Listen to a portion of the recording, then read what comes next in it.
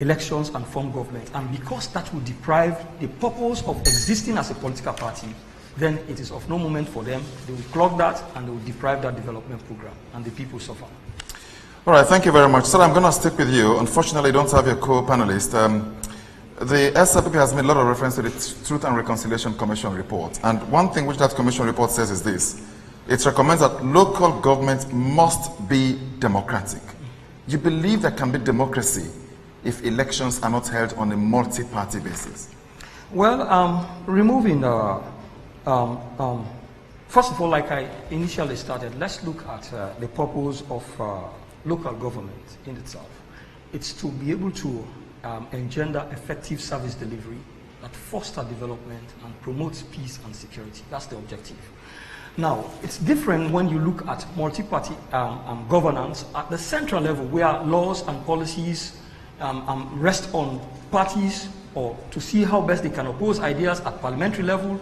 Government policies are criticized at parliamentary level. This is where the bureaucracy is really involved. When we come to the local level, it is how best government, the ideal of local government is really bringing government nearer to the people and allow the people to participate. So if there's another third force to stop that, then it's really disenfranchise the people. And so we believe that democracy certainly will help the people to have an understanding of what periodic elections is all about and how much they'll be able to put in their free will in electing a candidate of their choice that they believe will serve their interest.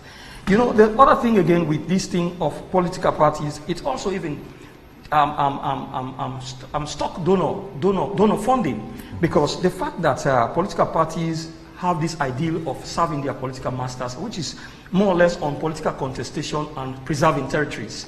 It makes donors restricted a little to put in their money, because they will hold the view that pouring more money in the direct assistance for local government developments, those individuals at party leadership at the local level will be focused on how best they win the hearts and minds of their party authorities, other than focusing on the development of their districts. So to prevent this, where you move partisan politics at that local level, it now gives the people the will to support the candidate of their choice that has a lot of development agenda and focus on the development of his district, which also boosts donor confidence in spending more money and also eliminating the burden on government to be pouring more money, on the development of that community. Because once that happens, if you have alternative source of spending in which donors have no doubt that the individuals elected are elected on the terms of development programs and in which they have the love and support of their people, then that individual will focus on the development of that community. And you have, like I said, no third parties deprivation of putting in his free will to work in the best interest of his people and improving livelihood in our society. Okay, thank you very much, Mr. Lima. Dr. Brett, I'll come to you on that note, and I'm going to put your hand on your heart and ask you if you disagree with this statement, which is a key from what Mr. Lima has just said.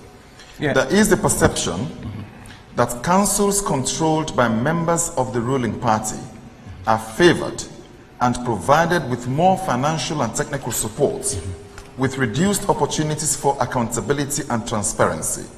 This perception is being unfairly treated. This perception of being unfairly treated undermines the relationship between some councils and the central government. It's not new, it's been with us. Would you agree or disagree with this? Yes, but the solution is not to remove political parties altogether. It is for the parties in power to behave themselves and to do the right thing. So,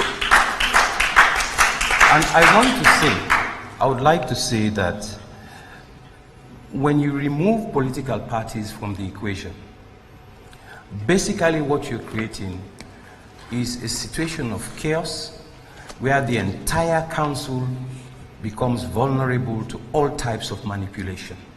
Because you don't have any kind of cohesion within the council structure.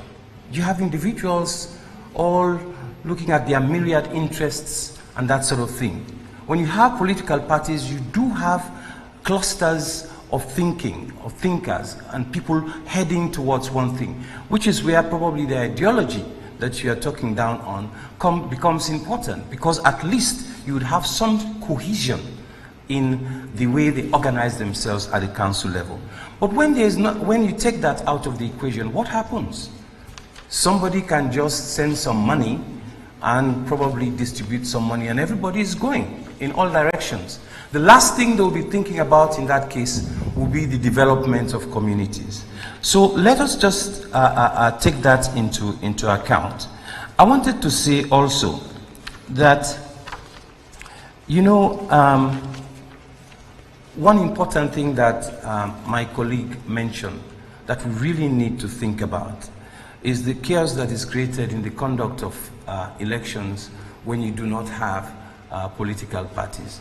You know that political parties, they help to cut down on the number of people on the ballot because they absorb a lot of contenders who come and fight for the symbol. And they fight for the symbol because there are some advantages that come along with the symbol.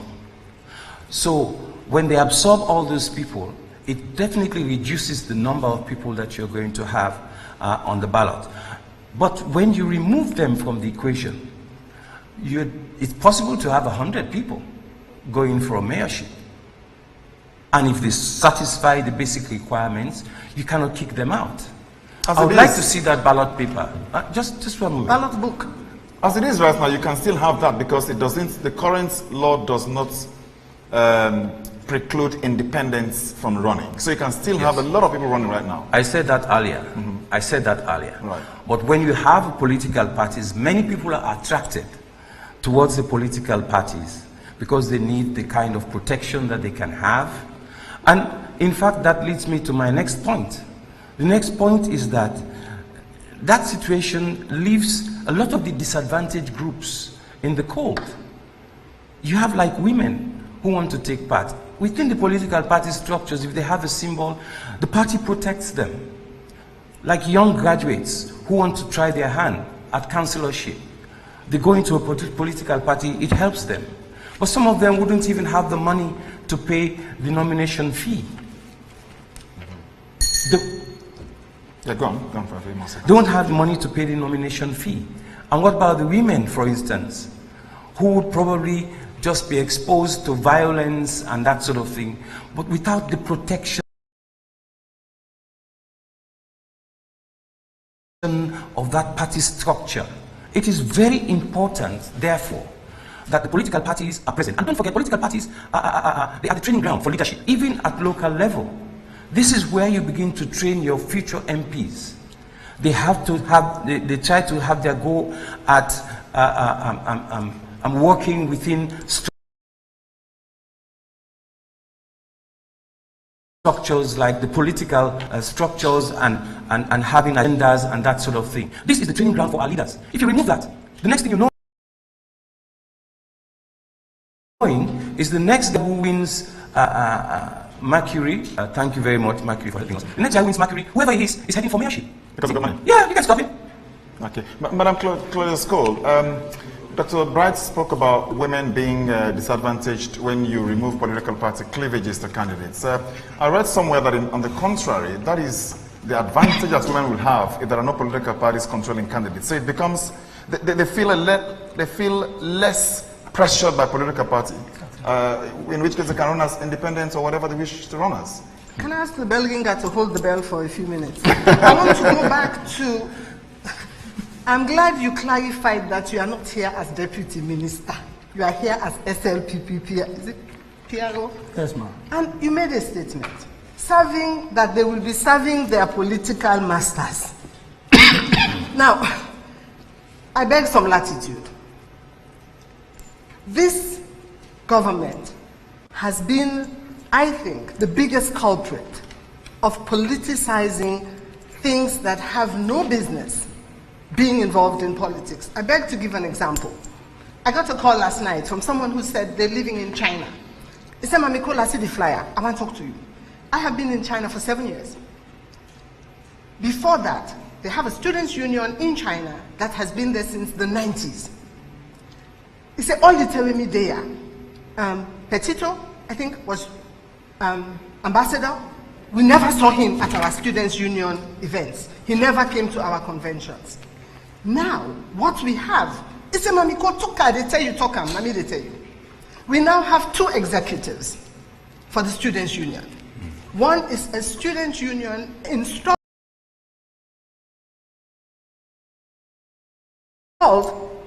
with the blessing of the ambassador, the current sitting ambassador, and another student union that was elected democratically by Zoom by the students, who have now written to the ambassador to say, Ambassador, the interim will not need her again. We now have our executive.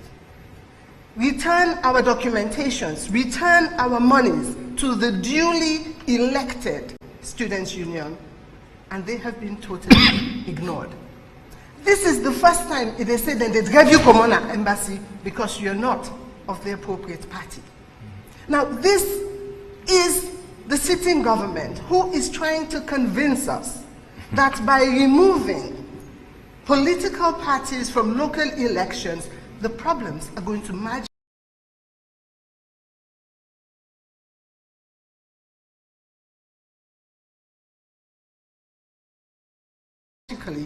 disappear. When the problem of local councils is interference. Give them their budgeted money so they can allocate it and spend it. Allow them to screen their own core staff. Don't just screen in secret, interview in secret, hire in secret, and then deploy to the various councils. Even some of their own councillors are objecting to this practice.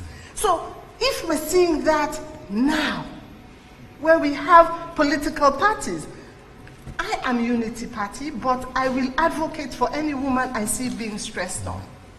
One of the councillors called me to say, the community wants clinic. The MP, an SLPP MP who got his seat by default, said, Impa want car wash. So who here would vote for a car wash over a clinic? Over what? Or a clinic? Okay. A clinic. Health clinic. A clinic. So, with me fussy and me push, I follow the woman go see the LUC of Ross Road. Please quote me. And I listened to the interaction between the Councillor Agnes, and the MP who was sitting there as cocky as anything. And he went into a long explanation. He's spoken to the vice president, and has spoken to the minister of local government, and he has spoken to this. And I'm thinking, did you talk with the mayor of the city? Oh no, she doesn't matter. Okay. All right, then, boys, we'll come back to you shortly. I'll come to Mr. Lima.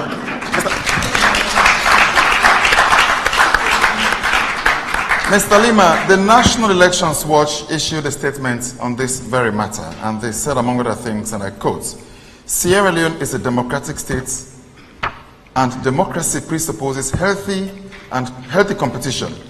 Efforts must be made to build and nurture democracy through competitive multi-party elections at all levels. This is a coalition of civil society groups. Does it make sense to you that this is something which you should rethink? Yes. Let me just preface that question with certain points I've taken down, and with further other research I did before coming here. In the first place, let us have it clear here that in 2004, a survey was done to sound the opinion of the people, to know as to what is their position in terms of partisan local councils or non-partisan local councils. In 2004, a survey was done on 14 political districts, and out of that 14 political districts, 11 says they want non-political local councils, because that will help those at the helm of leadership at the local level to focus on development on their district other than their party. In 2010 as well, under the leadership of former President Ernest Bai Koroma, they did similar survey as well. The same, 11 out of 14 political districts said they want non-political party local government. In 2019 as well, this administration equally so did a follow-up on that. Consistently, this has been the popular will of the people. And in democracy, as I mentioned earlier in one of the fundamental provisions of our constitution, that politics or power is derived from the people, and the will of the people must be adhered to.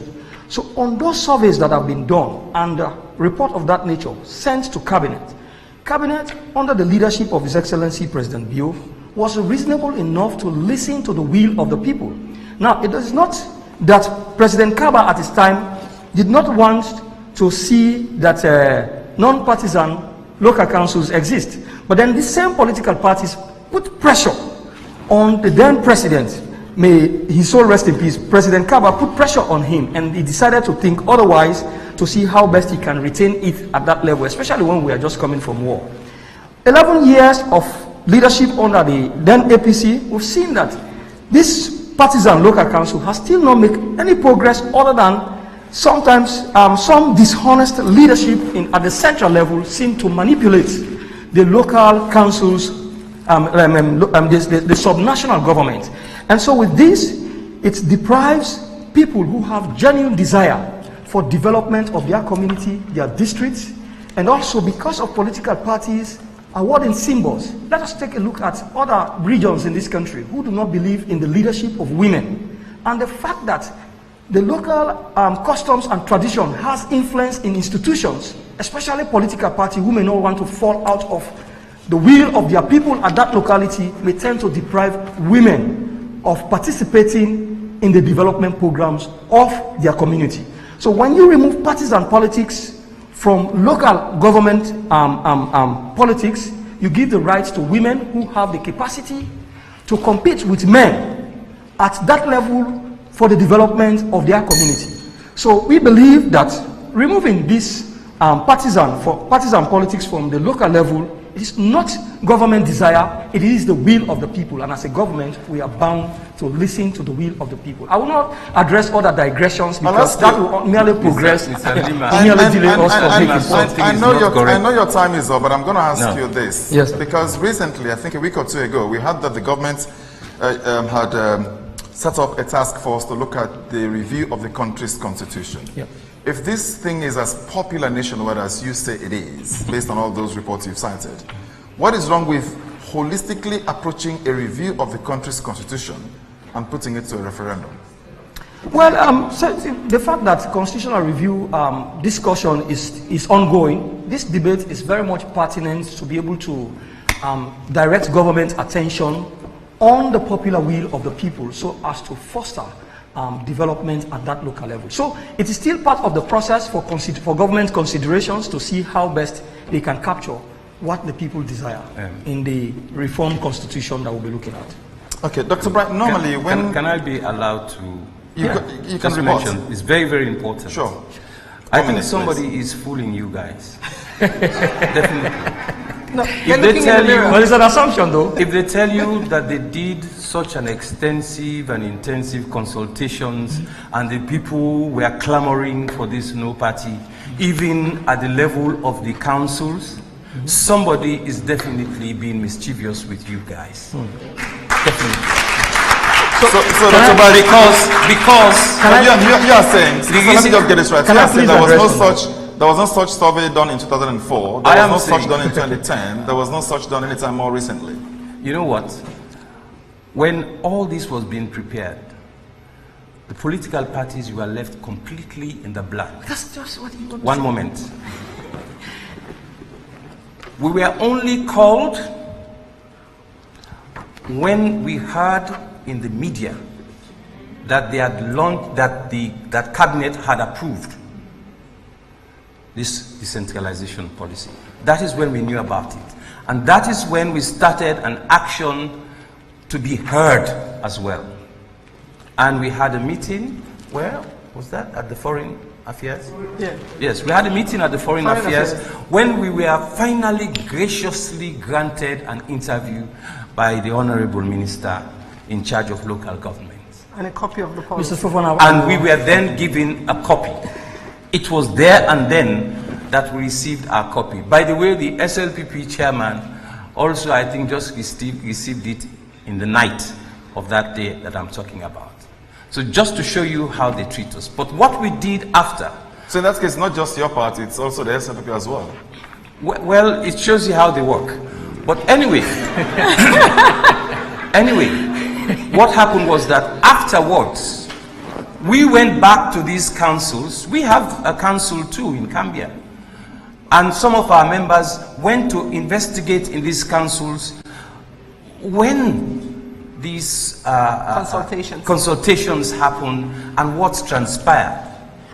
And when they heard that they had overwhelmingly embraced this idea, some of them probably could have collapsed because they couldn't believe it.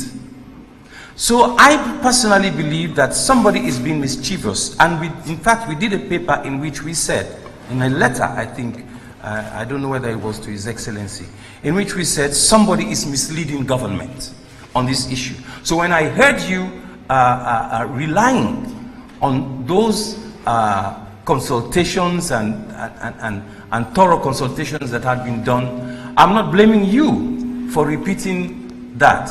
I'm just saying that there is a big question mark, a huge question mark on that particular aspect. So in that case, can I just quickly ask, I'll come to you short. Do we have anybody here from DECSEC, please, who may wish to elucidate on this report that there was this nationwide consultation before this policy was put together?